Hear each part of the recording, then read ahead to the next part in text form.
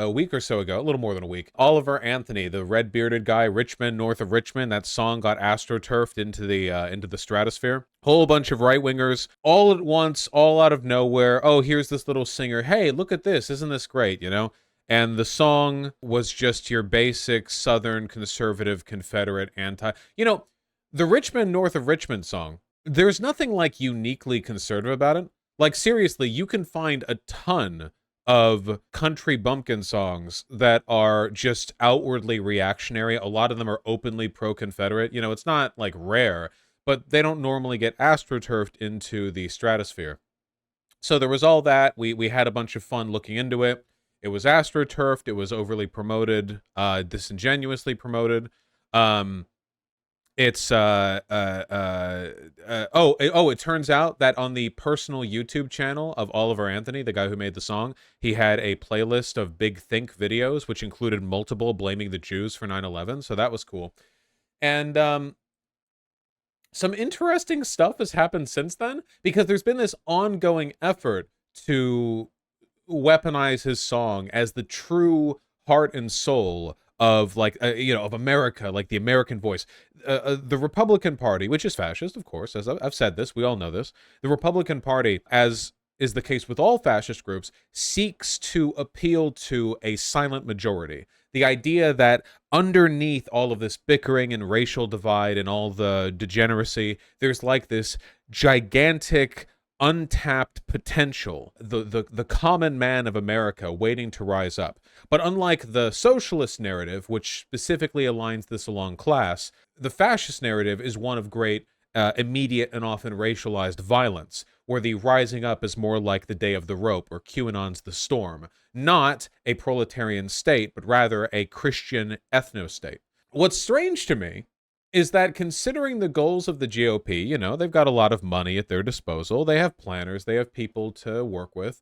It's weird to me they wouldn't make sure this guy was fully on board with the grift beforehand, because it turns out he's not. Republicans are now upset at their favorite new singer, Oliver Anthony, because he said, I mean, we are the melting pot of the world, and that's what makes us strong, is our diversity, and we need to learn to harness that and appreciate it and not use it as a political tool to keep everyone separate from each other, you know? Unironic diversity is our strength posting.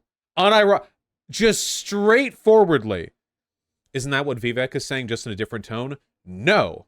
Vivek is saying, ignore racial issues because we're all American. What he's saying is, we are a melting pot, diversity is our strength. Massively different. In fact, I would say diametrically opposite, though Vivek is trying not to sound like the opposite of the other. That's the whole point, right, of the dog whistle? Huge difference. It turns out our boy Oliver Anthony was probably not aware of the full extent to which he was being used. He was astroturfed, sure, and he probably knew he was being astroturfed by a politically partisan organization, but I guess he wasn't aware of the fact that, like, he was being used to promote a political agenda. Like, for him, it was just a song going big.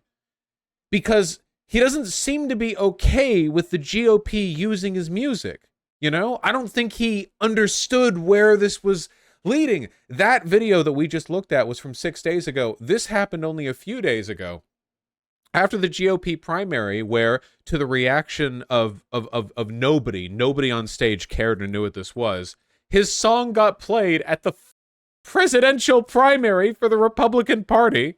Isn't this the same guy who was Jew posting? Yes! He's politically incoherent. My favorite kind of guy. Guys, we found him, folks. The median voter. He makes no sense. It's perfect. This is how the average voter is, by the way. The average voter. You look for, like, political consistency in the average American. No. You kidding me? No shot. No. This guy does genuinely seem to believe Jews caused 9/11. Also thinks that America is a big melting pot and diversity is our strength. I don't get it. He might be a pure anti-Semite. That's pretty rare these days. Most anti-Semites are conspiracy theorists or Nazis or Christian nationalists or something. There's, like, the anti-Semitism is like the 4-line Tetris block to their 4-line Tetris shaped hole in their ideology. They just need like a big bad to control all the strings. They settle on the Jews. Normally it's like a puzzle piece. He might be a pure anti-Semite in the sense that he just happens to be it, and it's not part of some bigger thing. In fact, it's possible, though I'll admit quite unlikely, he might not even be anti-Semitic. He might just be so politically incoherent that he thinks Jews did 9/11, but he doesn't think much of it. You know? Like, maybe in his mind, the thought Jews did 9/11 would be the same as anyone else saying, like, oh, a black guy robbed that store that time. And then you look at the figure and it's like, oh, a black guy did do that. Okay, whatever. In his mind, he's just like, yeah, well, okay, well, the Jews did that, you know, but like, all right. Like, it doesn't even it's not even like a thing. It's like, oh yeah, well, they did that, but yeah, that sucked of them. You know, that was pretty bad, but you know, whatever. I don't know. Politically incoherent. It's a total toss-up. It's not even possible, really, to analyze dog whistles effectively when it comes to politically incoherent people, because even they don't know what they're saying. Let's just assume that it's deeply funny. What about all the Jordan Peterson videos? Jordan Peterson videos are amazing for politically incoherent people. Trust me. Anyway, it's like it's great. It's great. Yeah, he's like a griller. He's a griller, you know? So anyway, he gets put up here, and take a look at this, folks. Please, please, please, please, please. Here it is, folks. What's up, man? Well, hey there. Hey there. It's August 25th, 2023. A lot's changed since the last time I sat here and spoke to you. Yeah. My friends and family have asked me how I'm doing. Everybody is wondering if I've lost my sanity yet, and I'm surprisingly calm and at peace. Is he in a tractor? Might be. That's a pretty big wheel. I don't even know what to say, but I feel thankful to be given this opportunity. You know, the music side is exciting, and all the Billboard, iTunes charts and all that crap, that's great. But what's the exciting part's been the conversations I've had with people and the things I've learned just in a couple weeks about the human spirit and about all sorts of other things, the music industry and how dirty everything is. I don't think he knew what he signed up for. I think that he was a musician, or well, he is, and I don't think he's a bad one either. You know, like skill-wise. I listen to some of his other music. Like, I don't think he's like undeserving of attention. And he was approached by a conservative promotional manager who was looking to get like a big culture war hit, and they didn't tell him about the culture war hit part.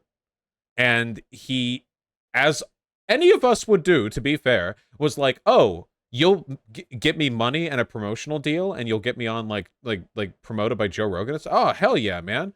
And then he signed up for it, and then he like wakes up one day and like it's worse than you think. So I don't know what the future looks like for me.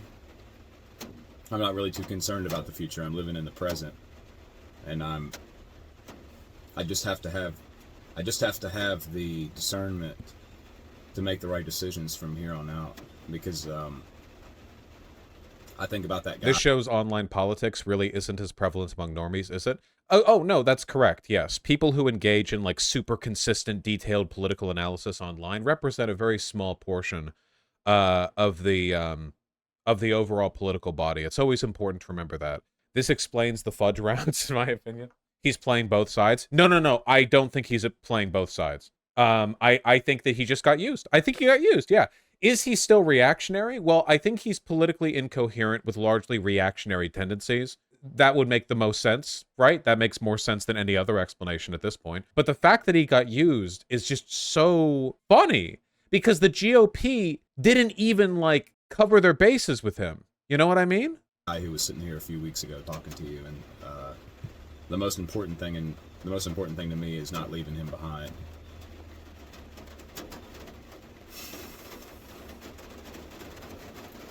I don't want to go on some roller coaster ride and come off a different person.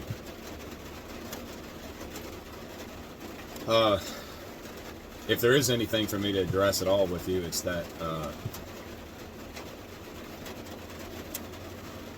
you know, it's the one thing that has bothered me is seeing people wrap politics up into this. I'm disappointed to see, like, it's aggravating seeing people on conservative news try to identify with me like I'm one of them. It's aggravating seeing certain musicians and politicians act like we're buddies and act like we're fighting the same struggle here, like that we're trying to present the same message. You know, I've had a lot of people reach out to me, and I've tried to be polite to everybody, and I've talked to hundreds of people the last 2 weeks. It seems like certain people want to just ride the attention of this song to maybe make them their own selves relevant, and that's aggravating as hell. The other thing that I find aggravating is, well, you know, like, it was funny seeing my song in the, it was funny seeing it at the presidential debate, because it's like, I wrote that song about those people, you know? Ooh.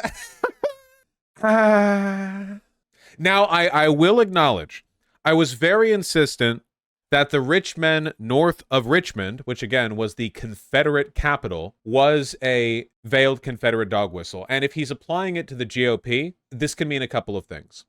He could mean the Confederacy in a kind of like folksy good old boy fashion, in which case even Republicans wouldn't really fit that mantle. Like, I have personally known Confederate apologists who didn't think that Southern rich people were theirs because they thought they were kind of like spiritually Yankees, because to them, when they think of the Confederacy and the good old boys, they think of like farmers and shit. It's all politically incoherent. I'm really sorry. You know, I can't really say. I don't know. It's just very fun. So for them to have to sit there and listen to that, that cracks me up. But it was funny kind of seeing the response to it. Like, that song has nothing to do with Joe Biden, you know? It's a lot bigger than Joe Biden. That song is written about the people on that stage, and a lot more too, not just them, but definitely them. It's cool seeing some of my other music come out, because people are, I guess, starting to appreciate and understand what it is I'm really trying to say. It's hard to get a message out about your political ideology or your belief about the world in 3 minutes and some change. But I do hate to see that song being weaponized.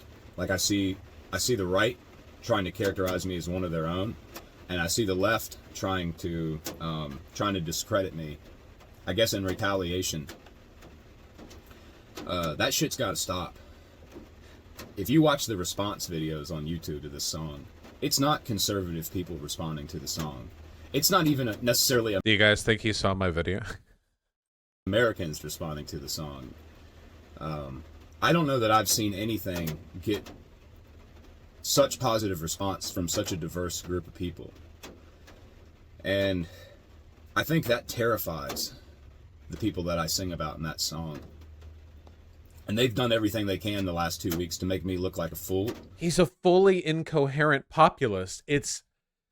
I'm genuinely not going to lie. People like him are probably responsible for a significant portion of our labor rights today, back at like 120 years ago, and probably also responsible for a lot of like post, like post-war birth of a nation tier, like black integration paranoia. It's like a total toss-up, man. As long as whatever it is like down home, good old boy for the people, like you could just throw anything on in there.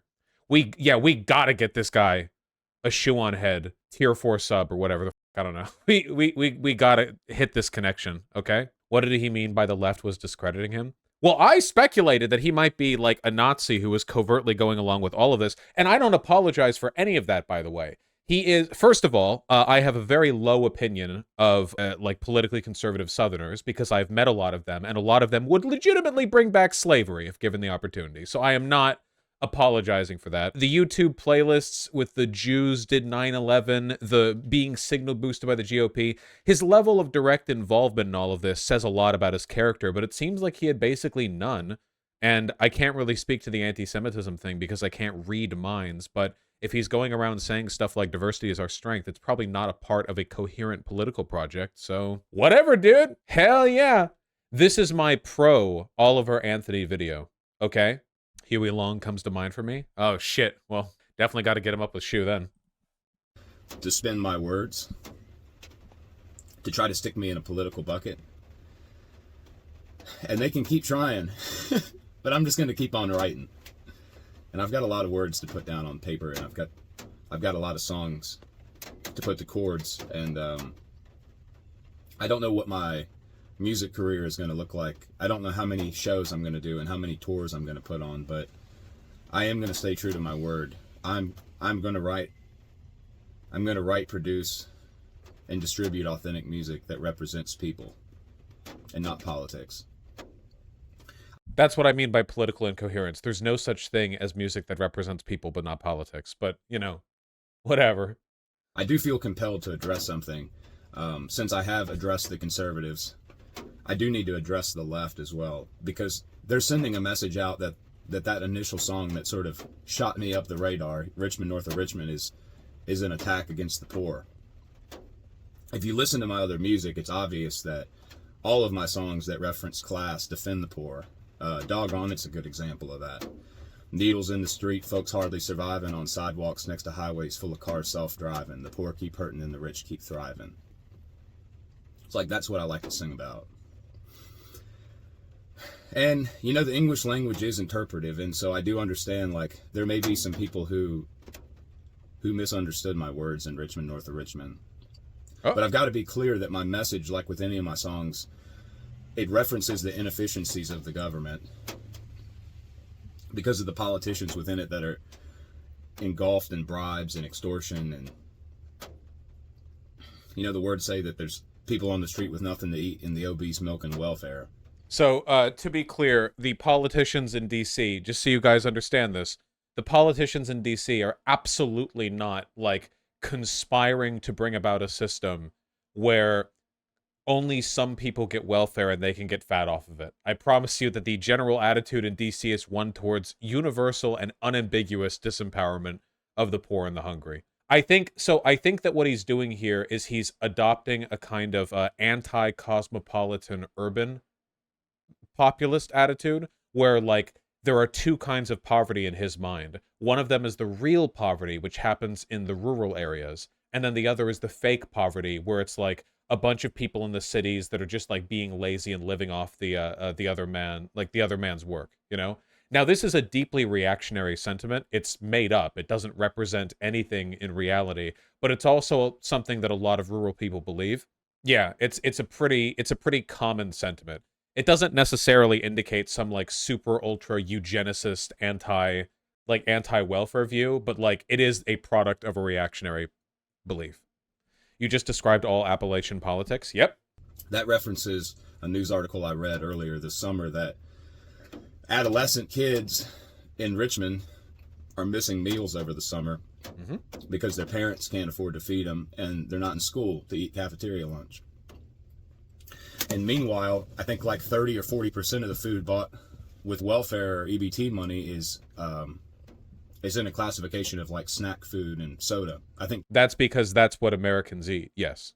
And like, could the people in Richmond not also get SNAP food? Also, yeah, there are things that you can't get with SNAP food because of the politicians. Like, sometimes it's hard to get good food with it. 10% spent on soda, and I want to say like 20 or 30% spent on junk food. And that's not the fault of those people. Welfare only makes up a small percentage of our budget. We've been doing some reading up. What's going on here?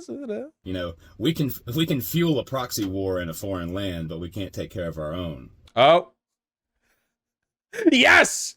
The political incoherence grows. Yes, another branch extends outward from the tree of this guy's. We're going all over the place. Yes! Line it up. That's all the song's trying to say. It's just saying that the government takes people who are needy dependent and makes them needy independent. That's not even remotely true. In America, actually, we celebrate getting people off of welfare. Politicians brag about them being kicked off of welfare, even when the people on welfare, like, is reduced because they, like, raise the standards. Like, so less people get it. Like, they brag, like politicians will brag, I cut more people off welfare. Even when it, like, kills and starves people. Trust me. The government is not about fostering dependence on the government.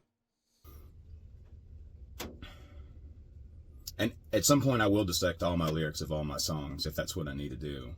I mean, 30-some million people understood what I was saying, but it only takes a few to try to... Well, no, you don't understand, and they don't understand either. Political incoherence is, like, near universal. I'd love to talk to him, but there's no shot. Derail the train, you know, to try to send out false narratives. And I'm sure there'll be more of that to come. It's like... Those doofuses at Midwestern Marks got an Oliver Anthony interview. You might have a shot at getting him on. How long was their interview? Because if they had him on for, like, 10 minutes? Oh, it's on September 3rd. If it's on for, like, 10 minutes or whatever, and it's just about a promo for his music, that's different than me wanting to have him on for an hour to debate him on his ideology. I guess I would rather ask him questions about his ideology. I want to ask him, like, okay, what would you do to fix this? Like, yeah, stuff like that. Because so often... the best way to deal with this kind of incoherent populism is to ask, like, okay, so what do you want to do to fix this, right? And it's like, oh, so you want people to be able to, like, get food because they're going hungry, right? Okay, so, like, we need to raise taxes to afford this. And it's like, whoa, well, I don't want to raise taxes. And it's like, well, okay, we can't feed the poor children in Richmond with no tax money. Maybe we could go for a more, like, radical approach, you know? Like, what if we... what if we did some, like, nationalization stuff? Like, do you want that? You know? I don't know. It's driving people crazy to see the unity that's come from this, from all walks. The Mogminer, I saw your Discord DM, but I don't know if there'd be much for us to talk about. I guess we can do this as like a segment or whatever. Okay, the Mogminer. I'm not saying that Notch hasn't done like good corpo shit or whatever, but you know Notch like literally was posting Nazi propaganda on Twitter for years, right? Like unambiguous, straightforward, overt. He's a like very clear ideological fascist. He defends it, you know? But like if he's done good to you, then yeah, take that bag. If I had a boss who was a Nazi, but he was also really good to his workers, I'd be like, hey, got his ass. Got his money. Yeah, you know? I'd be happy to hop on voice. I'd be happy to talk. Well, so wait, are you taking the position that Notch isn't at the very least a fascist and a white nationalist? I believe he's honestly a damaged person. Oh, well, sure. Like, yeah, fascist. I mean, I don't care. But, like, fascist. At least try to get him on Re. The Mogminer or Oliver Anthony? You know what? Shit, sure, Mogminer, fine. We can talk after this is done. This isn't a Republican and Democrat thing. This isn't even a United States thing. Like, this has been a global response. And don't let anybody tell you otherwise. Go on YouTube and watch all the response videos, you know? And don't shoot the messenger.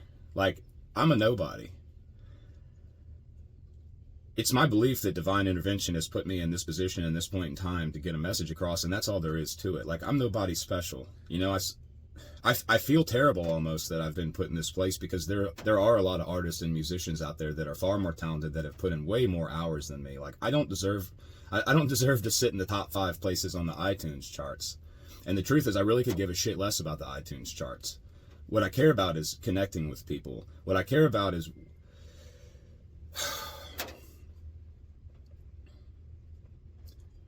I don't know what this country is going to look like in 10 or 20 years if things don't change. I don't know what this world's going to look like. And, like, something has to be done about it, you know? There's been too many people die. There's been too many people sacrifice everything they've had. People die before they're even 18, you know? Just so for us to all sit here and just do the stupid shit it is that we do every day that keeps us all beat down and divided. Like, that's what I want to see stop. And I'm going to do everything I can to influence that. I'm going to bet this guy doesn't believe in climate change. Okay, so I want to be I want to be clear, right? Like, he's politically incoherent, but most voters are. I think the problem is that you guys are thinking of his political incoherence as a personal failing without understanding that you're the weird ones. Like, the majority of people on Earth are like this. I think rather than like sneering at him, you have to look and see a couple of things. He seems genuine. You know, he seems humanitarian. Like, he seems to care about people, even if his, you know, forms of caring or ways that caring would happen are different from our, you know, he's human oriented, you know, stuff like that. I think, and look at that and then think, okay, how can I reach out? How can I talk to him?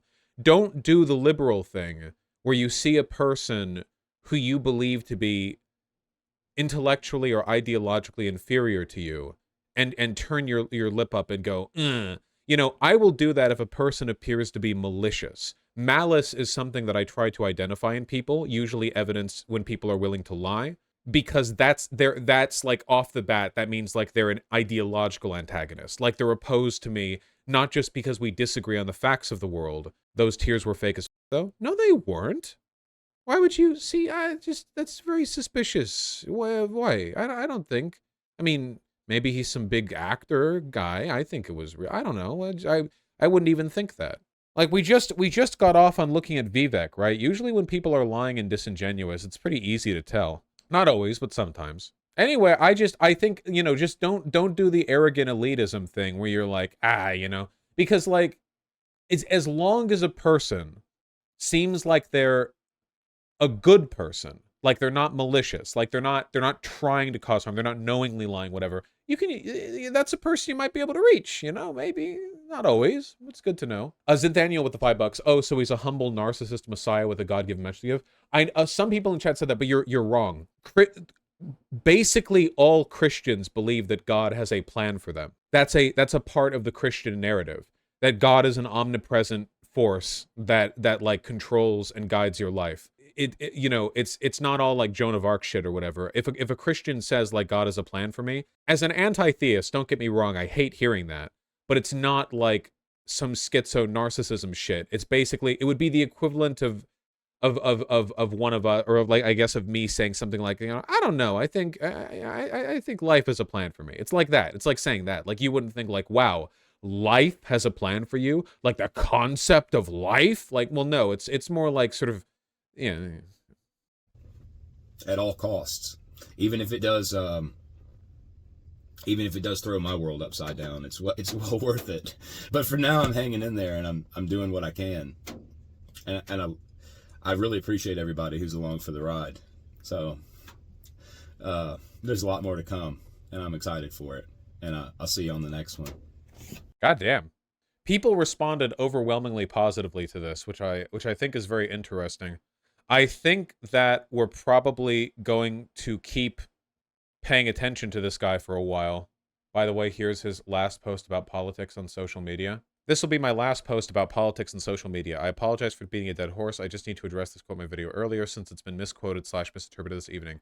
Corporate news, big surprise, is now trying to twist me into being a Biden supporter. Laughing, crying emoji. That song having nothing to do with Joe Biden, it's a lot bigger than Joe Biden, is referencing DeSantis' response to my song. He talks about needing to get Joe Biden out, as if that would automatically solve all the problems. Biden is a big part of the issue, but it runs much deeper. Richmond, north of Richmond, is about corporate-owned DC politicians on both sides. Though Biden's most certainly a problem, the lyrics aren't exclusively knocking Biden. It's bigger and broader than that. It's knocking the system collectively, including the corporate-owned conservative politicians that were on stage that night. Good night, everyone. Thanks again. Yeah, that's about what I would expect. You know, both sidesing, it's the system gesturing without any like specific ideological appeal. Yeah. Hell yeah, man. We're gonna keep looking at this guy. Yeah, that's what I said in Sane Membrane. Hey Vosh, if MLs are mostly thinly veiled fascists, then what do you consider yourself? A socialist. With anarchist sympathies. Libertarian socialist. What political affiliation is Artemy? He's a fascist. Why don't you call yourself an anarchist anymore? Because the labels ultimately are meant to like help people understand, to facilitate meaning. And every time I say anarchist, it just leads to a giant debate over this, that, the other. I'd much rather just say libertarian socialist. Also, a lot of people don't think that socialists can be libertarian when libertarianism was a socialist ideology. So I think it usually gets the conversation going the way I want it to.